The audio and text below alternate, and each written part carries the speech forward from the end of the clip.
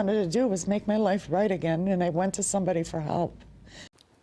Now, last year, that woman, a 51-year-old state worker, reached out to the governor's office to begin the process of filing a sexual harassment complaint. She tells us that she grew frustrated after several failed attempts to get through to Albany about the problems that she says she was having with Sam Hoyt, the former assemblyman and then the head of the Buffalo office of Empire State Development.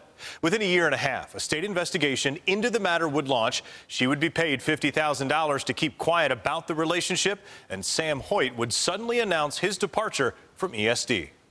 All I wanted to do was make my life right again, and I went to somebody for help. That somebody for this 51-year-old state employee was Sam Hoyt, the former assemblyman and, until early this week, head of the region's Empire State Development Corporation. News 4 is not naming the woman because she's a part of an ongoing sexual harassment investigation. She says Hoyt helped find her a job with the state and even find her an apartment. A consensual relationship followed, but she says she tried to end it when the relationship started taking an emotional toll. It was like he needed to know where I was, what I was doing, where I was going, who I was with, 24/7. And, you know, the emails and the texts I have prove it. Some of those emails were provided to News 4. She writes, "You've done a lot of very nice things for me, but I have paid a price for each and everything you did for me. You telling how unhappy you are, the sexual innuendo and tone of your emails I played along with in the beginning because I was nervous." Hoyt responds the next morning saying, in part, "In your case, you were somebody who needed help, but there was something else that attracted me to you. Obviously, there was physical attraction.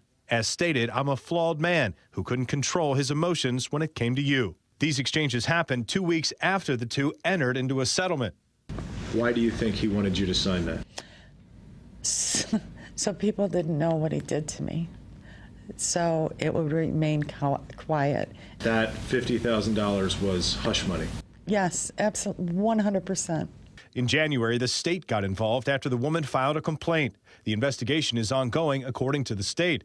Amid the investigation, Hoyt suddenly resigned his post, saying only that he wanted to pursue his options in the private sector. This woman tells us she knew otherwise. And Sam Hoyt did not just resign, and I will say it to anybody that will listen. He left because he had to leave, because the heat he was taking for what he did to me was coming to light, and that's exactly what happened. Now, Hoyt sent us an additional statement yesterday admitting to the mistake, saying the relationship was short-term, consensual, and inappropriate.